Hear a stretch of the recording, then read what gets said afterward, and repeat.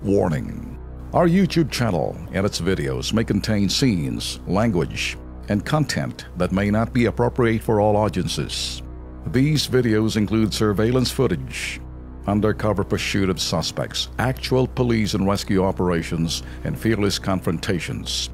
If you do not approve of the content, please do not watch our videos. If you wish to continue, we strongly advise that you proceed with caution. Viewers' discretion is advised.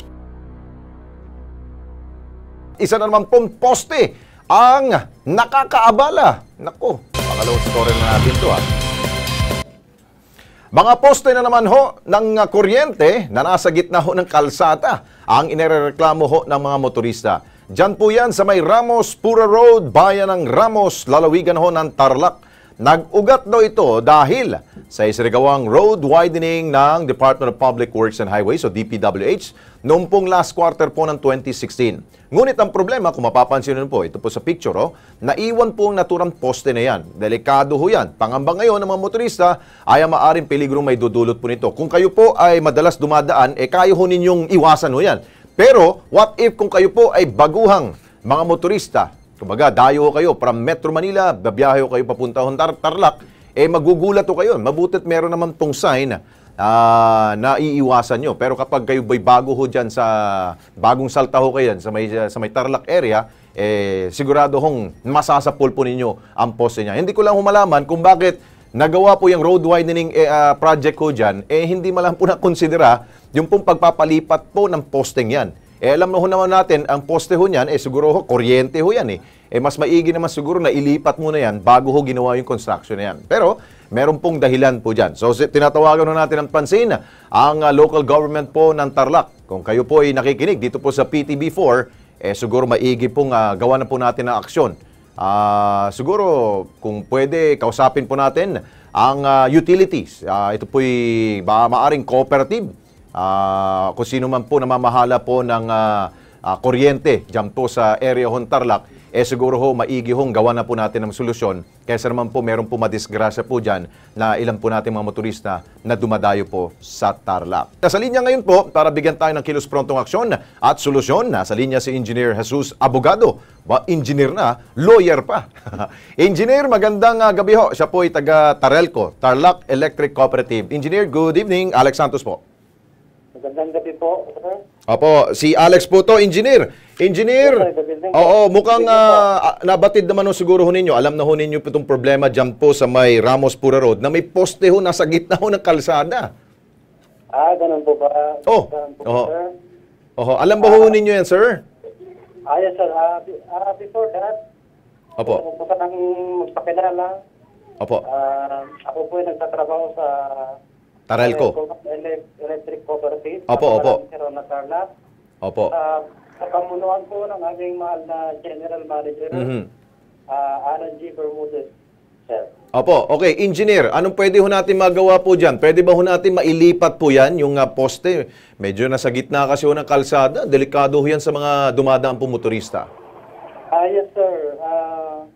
Yung pong situation po dyan, bro, yung Ramos Pura Road, ito po yung road widening ng DPWH. Opo. Kung saan yung mga poste namin dati nasa gilid ho, nasa gilid, nasa gilid. Sa sarap ng road widening itong 2016. Alam na ho namin ho yun, engineer. Yes, sir. Opo. So, ganito na lang ho, para maigsi po tayo ho, engineer. Anong pwede ho ninyong magagawa ho dyan? Kaya ho ba yun, isang araw ho, mailipat ho ninyo po yung poste na yan? Tanggalin yung poste ho niyan sa kalsada? Actually po, yung pong mga posts namin po na dyan sa top ng Ramos, nailipat na po namin hanggang sa may Ramos Boundary Pura. Okay. Hanggang, bali po yung natapos po kasi ng mga nag-road widening hanggang doon pa lang po sa Boundary Pura Ramos. So yung pong mga posts po namin, nailipat na po namin doon sa proper way. Opo, nakita ho namin. Meron ho kayong mga poste yung bago na sa gilid ho. Pero meron ho talagang nag-iisa pong poste. Solong-solo ho niya ang kalsada. Baka pwede ho ninyong matanggal na ho yan. Kailan ho natin pwede matanggal ho yan, sir? Actually po, sir, kaninang umuwi po ko, pinasyalan po yung site. Opo. Ramos. wala na po yung sinasabing poste kung saan po yung sinasabi nila. Wala na. Nasa gitna. Wala na po siya. Wala na. So, naayos na palahon ninyo yan. Yung po kasing mga post na yun, post po ng ayon. Okay. Mga telecom PLDT po. So, natanggal na po yun. Okay. So, wala na ho tayong problema ho dyan. So, ayos na pala to. Ayos na po. Ayun, yun naman pala eh. Kung pwede ko po malaman kung kailan po nireport po yung kung saan yung poste. Ito po ipinaabot to sa amin ni Bullet Sarmiento, isa pong concerned citizen po. Bullet Sarmiento po. Opo, taga Ramos Tarlac po siya. Baka siguro ho'y naisip po niya siguro idulugo dito sa Kilos Pronto sa programang ito para ho madaling maaksyonan. Baka siguro sir, pwede ho ninyong mabisita ulit. One more chance. Subukan ho natin. Actually po, yung ginagawa po ng pamunuan ng Tarawan, meron po kasi talagang program ang DPWH sa road widening. Opo. Ang ginagawa po namin, sinasabayan po namin ng paglilipat. Yun. After po nila makapag-contract ng sa widening, at the same time yung drainage. So Opo. kami naglilipat para sa Ikagaganda ho ng daanan po dyan. Mainam naman ho yun, engineer, na pinagaganda ho ng DPWH ang kalye na yan.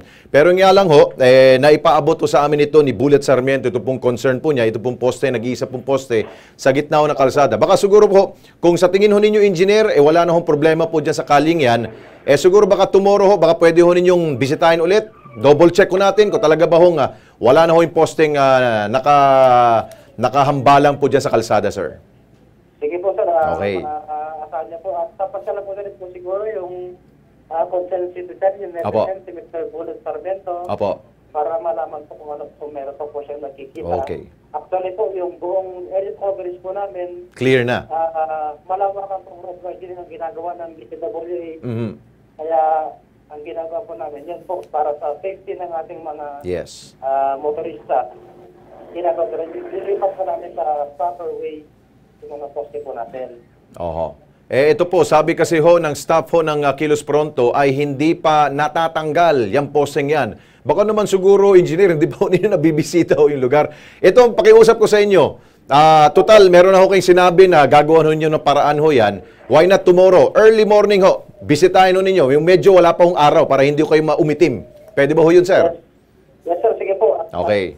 Kung Ayun. pwede ko rin bisitahin si Mr. Sarmiento, kung saan po talaga yung Opo. exact location. Kasi po kanina pag-uwi ko sa bahay, pinasya lang po yung mismong site. Yung Wala naman, wala kayong nakita ho.